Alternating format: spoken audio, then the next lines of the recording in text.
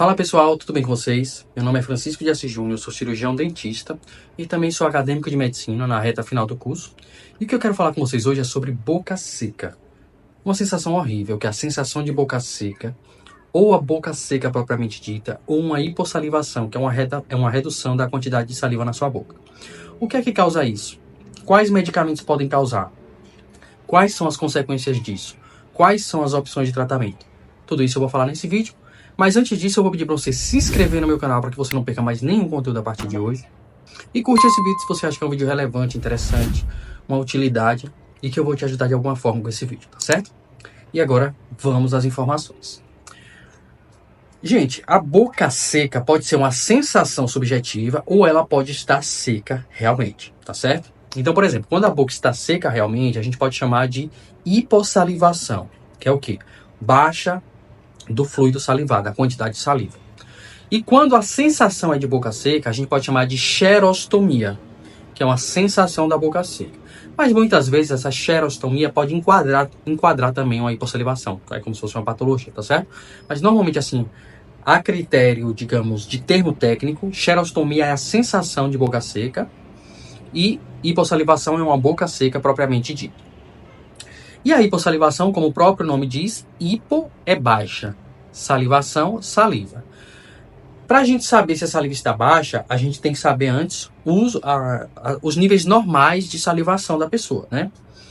Existem os fluidos normais, os níveis normais de saliva dela estimulada e não estimulada. Qual a diferença das duas?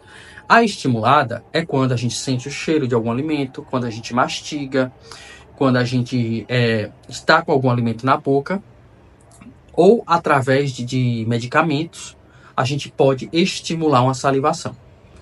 E aí os fluidos alteram. Então, o parâmetro de normalidade na saliva estimulada é diferente da saliva não estimulada.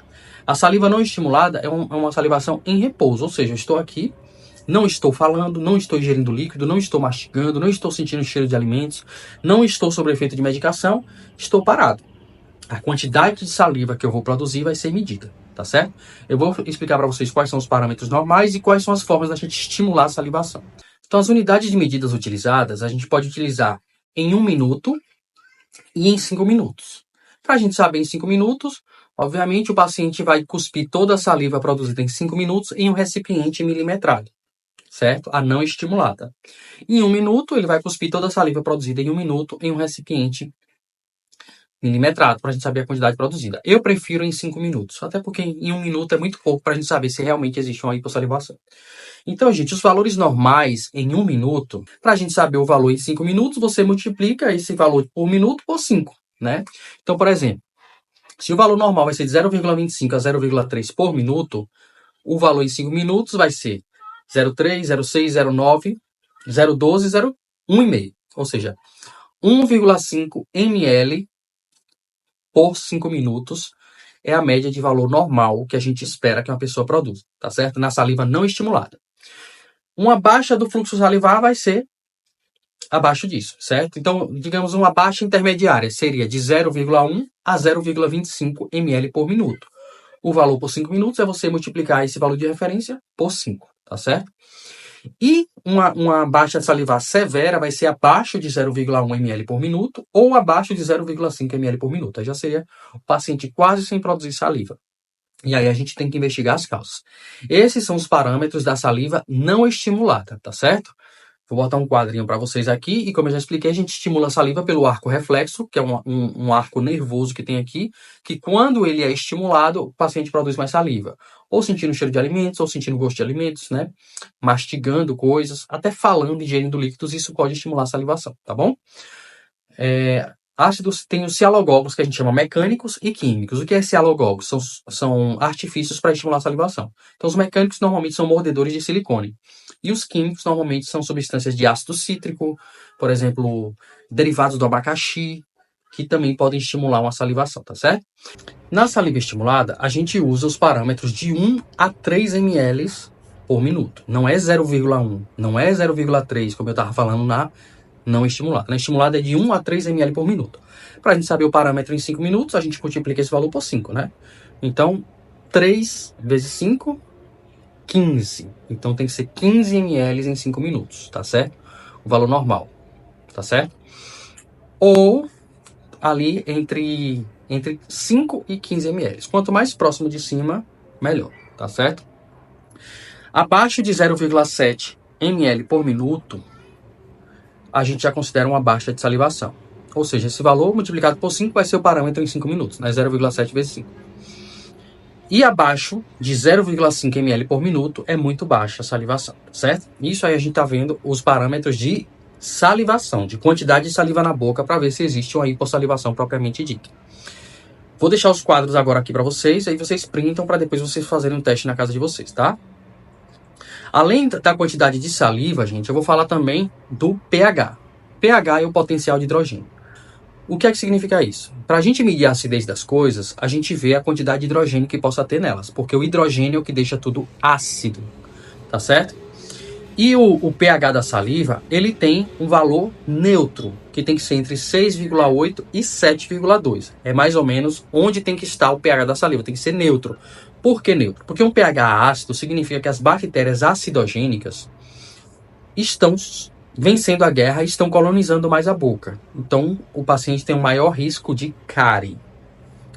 Um pH básico, que é o que seja acima de 7,2, e um pH ácido vai ser abaixo de 6,8, um pH básico ou alcalino significa que as bactérias da doença periodontal estão vencendo a guerra. Ou seja, as que causam gengivite, doença periodontal, mau hálito, cásios amigdalianos, saburra lingual estão vencendo a guerra. É por isso que muita gente fala assim, ai, minha irmã não escova os dentes direito e não tem nenhuma cárie. Não tem cárie, mas será que tem saúde bucal? Porque as bactérias que causam cárie competem com as que causam gengivite e doença periodontal. Em alguns casos, tem gente que é sorteado que pode ter a sobrevivência harmônica entre as bactérias que causam gengivite e doença periodontal e as que causam a cárie. Então, não tem cárie, mas será que tem saúde bucal? Essa é a pergunta. E aí o pH da cavidade oral vai nos guiar com relação a isso, tá certo? Então, o pH também é uma medida interessante. E existem outros exames da saliva, que é a análise da composição salivar. A saliva tem uma série de substâncias, gente. Vai ter minerais, como por exemplo cálcio, hidroxiapatita, certo? Vai ter flúor na saliva. Vai ter bicarbonato de sódio, que tem um efeito tampão. Vai ter substâncias que vão melhorar a imunidade. Então vai ter imunoglobulinas, por exemplo, imunoglobulina A, que ajuda na alimentação.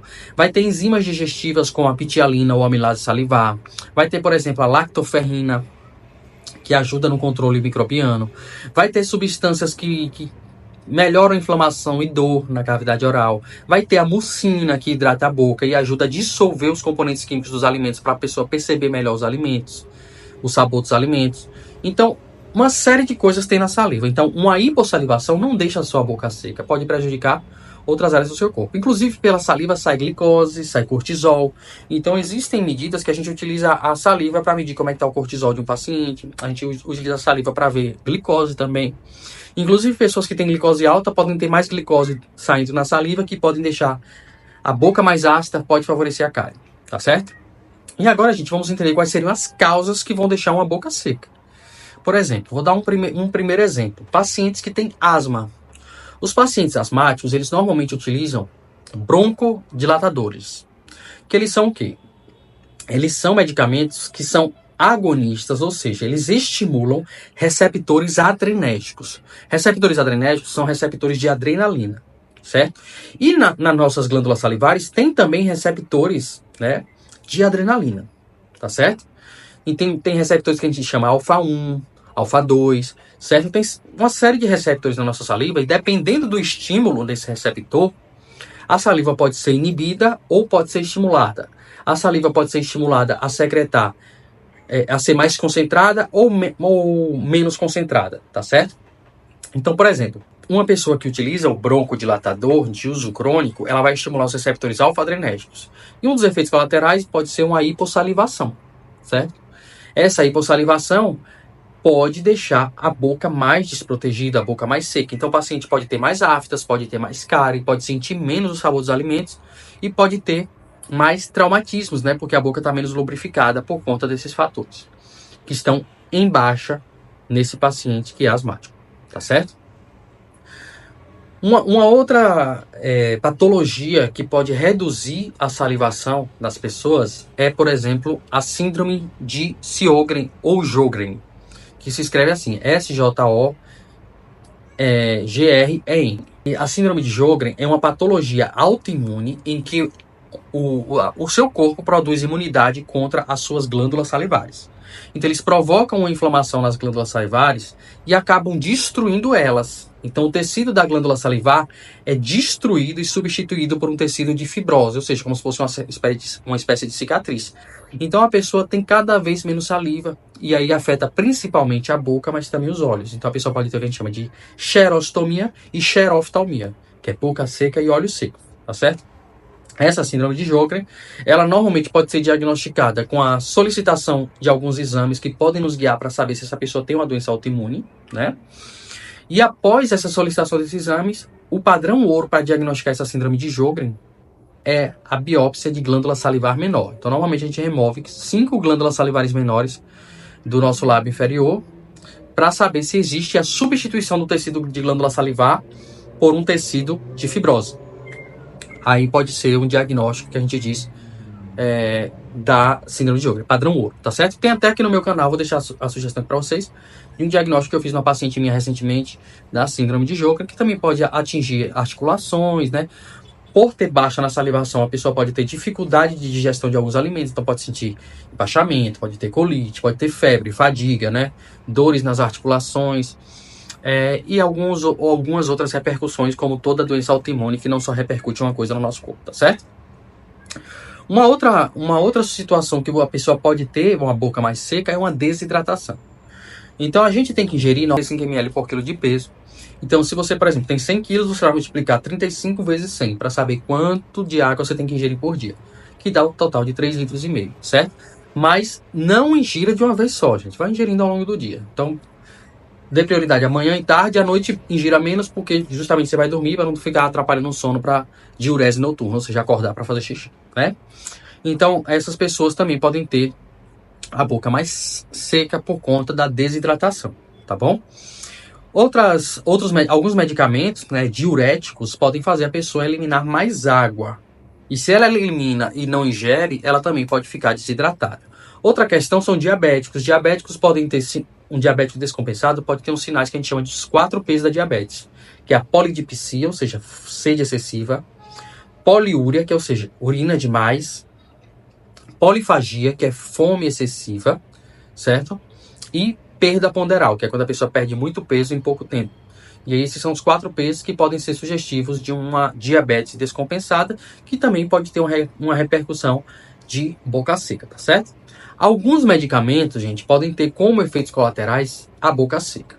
Entre esses medicamentos podem ser, por exemplo, os benzodiazepínicos, por exemplo, clonazepam, alprazolam, diazepam. Esses medicamentos têm como efeito colateral boca seca. E aí as pessoas que tomam esses medicamentos podem ter como repercussão a boca seca. Existem outros medicamentos que geram a boca seca. Vou citar alguns e vou deixar uma lista aqui para vocês dos principais medicamentos que geram a boca seca. Então, se você está com esse sintoma e você toma esses medicamentos, aí você pode correlacionar. Então, vou dar mais alguns exemplos de medicamentos que podem deixar sua boca seca. Por exemplo, antidepressivos tricíclicos como a amitriptilina, nortriptilina, podem deixar a boca mais seca. Tem também os antidepressivos que a gente chama inibidores da recaptação de serotonina, como por exemplo a fluoxetina, a sertralina, podem deixar a boca mais seca. Tem alguns medicamentos que a gente diz assim, antipsicóticos, que são, por exemplo, a risperidona, a quetiapina, também podem deixar a boca mais seca. Medicamentos antihipertensivos para controlar a pressão alta, como por exemplo os que a gente chama IECA, que são inibidores da enzima conversora da angiotensina, que é, por exemplo, captopril, enalapril, também podem deixar a boca mais seca. Medicamentos que a gente chama antiespasmódicos, que as mulheres tomam muito para cólicas, por exemplo, que são escopolamina, que pode ter em medicamentos como Buscopan, pode ter outras substâncias também, como no atroveran, certo? Alguns colírios também podem deixar a boca mais seca. Então, esses medicamentos, que se você toma esses medicamentos, existe uma possibilidade de você ter a boca mais seca, tá certo? Inclusive os medicamentos que a gente utiliza para Parkinson, por exemplo, levodopa e cardiadopa, podem deixar a boca do paciente mais seca. Por quê? Porque esses medicamentos aumentam a dopamina. Quando você aumenta a dopamina, você diminui a acetilcolina. E a acetilcolina pode estimular a salivação. Então, se você diminui a acetilcolina com medicamentos para Parkinson, pacientes também podem ter a boca mais seca, tá certo? E aí, a boca mais seca, como eu já expliquei para vocês, não teria só essa sensação subjetiva de desconforto e tal. Pode ter também algumas consequências como dificuldade de digestão dos alimentos, mais aftas, né? Dificuldade de articular palavras, mais cárie, mais doença periodontal, entre outras coisas, tá certo? E como é, gente, que a gente pode identificar se realmente tem uma boca seca propriamente dita? Eu vou oferecer para vocês aqui o kit de avaliação de boca seca, que está disponível na loja, que está vinculado ao meu canal, que é a Faz Saúde. E aí nesse kit vocês podem adquirir, e nele vai toda a instrução, vai a escala de pH, vai as fitas de medir pH, vai todos os recipientes que vocês vão utilizar para fazer relógio, né, cialogogos mecânicos, tudo que vocês precisam para estimular a salivação e não estimular, e fazer a avaliação da sua saliva para saber se realmente você tem uma boca seca propriamente dita ou não, né? Para a partir daí, se existe um diagnóstico de boca seca, você buscar um tratamento. Normalmente quem pode tratar a boca seca é um dentista especialista em estomatologia, como eu sou, certo? Então, gente, vocês vão adquirir esse kit e vocês vão fazer o quê? Como eu já expliquei, vocês vão cuspir toda a saliva produzida de forma não estimulada, né? Ou seja, vai ficar sentado, em repouso, sem falar, sem conversar, sem ingerir líquidos, sem sentir o odor dos alimentos e não estando sob efeito de medicamentos. Ou, se são medicamentos que você não pode parar de tomar, você vai ter que tomar para a gente avaliar se realmente existe uma boca seca secundária a esse medicamento. Aí você vai cuspir toda a saliva produzida em 5 minutos, que vai vir com um reloginho, você vai cronometrar, e vai cuspir nesse recipiente e vai avaliar quanto deu. Se essa saliva não estimulada deu valores abaixo de 1,5 ml em 5 minutos, aí você pode estar com um quadro de boca seca. E dependendo do nível que deu, essa boca seca pode ser leve, moderada ou severa, que é o que a gente chama de hipossalivação, tá certo? Tá o quadro aqui com os parâmetros.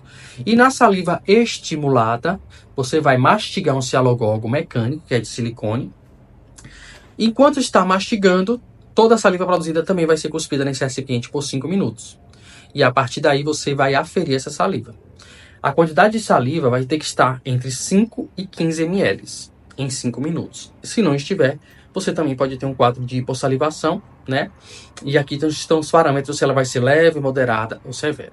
E para aferir o pH dessa saliva, depois que você cuspir, você vai pegar e posicionar uma fitinha dessa de pH que vem junto com o kit. Vai botar dentro do tubo e vai aguardar 5 minutos. Lembrando que toda a fita tem que estar em contato com a saliva. Se não der para ficar em contato, você deita um pouquinho o tubo para que a fita fique em contato com a saliva. Espera 5 minutos, depois tira essa fita e dentro do kit de vocês vai uma medida de pH. A fita que você vai comparar a cor. E a cor que der comparada vai dizer em qual nível de pH está a sua saliva. Então, se ela estiver entre 6,8 e 7,2, são os níveis normais esperados, tá certo? E como é que a gente trata, gente, a boca seca? A boca seca, a gente pode tratar substituindo medicamentos. Então, se tem um medicamento que possa estar te causando boca seca, a gente vai buscar alternativas de mesma classe medicamentosa que cause menos esses efeitos. Então, como eu já citei alguns medicamentos para vocês, né? Tem medicamentos que realmente as pessoas não podem ficar sem. Então, a gente pode lançar mão de cialogogos químicos ou mecânicos para estimular essa salivação, ou até também de alguns medicamentos que contraponham essa baixa de salivação, caso ela seja severa, porque traz muitas consequências para as pessoas. Então, esse pode ser o tratamento, né, para quem tem uma boca seca secundária a uma medicação. Para quem tem uma boca seca secundária a uma doença autoimune, como é a síndrome de Sjögren ou Sjögren, a gente vai estimular essa salivação, pode ser com lasers, com cialogogos químicos e mecânicos, mas também controlando essa inflamação das glândulas salivares, que pode ser através de uma imunossupressão ou de uma terapia com corticoides, reduzindo essa inflamação, ou através até de lasers, tá certo? Para reduzir essa inflamação nesse paciente e manejando outras consequências dessa hipossalivação, como podem ser aftas, cáries, entre outras situações secundárias à síndrome de Sjögren. Por ser uma doença autoimune, não tem cura, tem controle. Tá certo? Se for uma hipossalivação que você não sabe uma causa aparente, né? Então a gente vai investigar. Esse paciente está com desidratação, que está gerando essa hipossalivação. né? Ele é um asmático que está usando broncodilatadores, que está com essa hipossalivação. Ele é diabético, certo? Ele está passando por um quadro de estresse e ansiedade que pode estimular os receptores que eu expliquei para vocês. Os alfa-adrenérgicos, né? Pode ser alfa 1 ou alfa 2, dependendo de qual estímulo, a pessoa pode inibir a sua salivação. Então, a gente pode manejar ou gerenciar esse estresse. Como é que está sendo as refeições? Está se sentando calmo para fazer as refeições? Né? Está mastigando bem os alimentos? Esse paciente está com alteração no olfato ou no paladar que não estimula a salivação como deveria. Então, por exemplo, paciente com alteração no paladar, a gente pode investigar se tem causas neurológicas nisso. Mas também pode ser causas nutricionais, como a deficiência de zinco. Então, suplementar zinco para esse paciente aliado à hidratação pode melhorar o paladar dele. E isso pode melhorar a estimulação da salivação, por exemplo, né? Entre outras coisas, gente. Primeiro, o que é que eu dou a dica para vocês? Comprem um kit e façam um diagnóstico. Tem a boca seca propriamente dita. Vou deixar o contato aqui da minha auxiliar para quem quiser marcar uma consulta. Pode ser presencial ou por teleconsulta. Para a gente ir encontrando o caminho do seu diagnóstico e buscando o melhor tratamento, tá certo? Para quem quiser a consulta comigo. Mas o importante é saber realmente se existe uma boca seca ou se é uma sensação subjetiva. Se for uma sensação subjetiva, a gente tem que ver a composição salivar. E o que é que altera a composição salivar? Doenças renais. Então, por exemplo, o paciente tem uma doença renal crônica, tem uma doença renal aguda, que pode aumentar a ureia na corrente sanguínea, e a ureia que aumenta na corrente sanguínea aumenta na saliva também, e aí altera a composição salivar e o paciente pode ter a sensação de boca seca, que pode aumentar a ureia saindo na saliva, e aí muda a composição da saliva, fica mais espessa, diferente, o paciente tem essa sensação. Ou, por exemplo, doenças no fígado, que podem aumentar a albumina no sangue. Quando aumenta a albumina no sangue, pode aumentar na saliva, e isso também gera essa sensação diferente, né, na composição salivar, que pode também gerar esse desconforto no paciente. Então, também podem ter causas na composição salivar que podem ser secundárias a bases metabólicas ou bases patológicas do corpo. E aí a gente também investiga na consulta, tá certo? Por isso que, mais uma vez, eu vou deixar assim, o WhatsApp para me auxiliar, mas também tem meu site, que lá vocês vão encontrar links que podem marcar a consulta comigo, tá certo? E o kit de avaliação de boca seca para vocês avaliarem se existe realmente uma boca seca. Tá certo, gente? E para estimular a boca seca, até então, vocês podem utilizar frutas cítricas, mas obviamente, fruta cítrica é ácida e também pode danificar os dentes se consumida em excesso. Então pode, por exemplo, botar algumas gotinhas de limão na água e ingerir pela manhã, poucas gotinhas de limão, certo? Na água para ingerir. Também isso melhora o paladar e aumenta a lubrificação salivar, tá certo? Alimentos como, por exemplo, tangerina, laranja, abacaxi, podem estimular a salivação. Se hidratar adequadamente, né? E alguns cialogogos mecânicos também estimulam a salivação. Laser nas glândulas salivares também estimula a salivação. Quadros inflamatórios nas glândulas salivares, como eu expliquei para vocês, uma cachumba, né, uma parotidite, né, pode realmente reduzir a saída do fluxo salivar no paciente e isso diminui a salivação. Só uma curiosidade, gente, vocês já, quando foram comer um doce, sentiram uma dorzinha assim quando foram... Não dor de dente, sabe? Aquela dor, parece uma contração aqui nessa região quando você comeu doce. Sabe o que é aquilo? Sua saliva trabalhando mais. Porque o quê? Doce tem muito carboidrato, tem muita glicose. E a glicose começa a ser quebrada na nossa boca através de uma enzima chamada pitialina, ou amilase salivar. E essa enzima é liberada principalmente pelas glândulas parótidas. Então essa contração nada mais é do que a parótida trabalhando um pouquinho mais para secretar saliva na sua boca, para você conseguir quebrar os carboidratos, sentir melhor o sabor dos alimentos e digerir eles melhor, tá certo? Gente, se ainda ficaram algumas dúvidas, deixe nos comentários. Se inscreve no meu canal para não perder mais nenhum conteúdo a partir de hoje. E curte esse vídeo se você acha que foi um vídeo relevante e interessante, que eu te ajudei de alguma forma, tá certo? E até o próximo vídeo.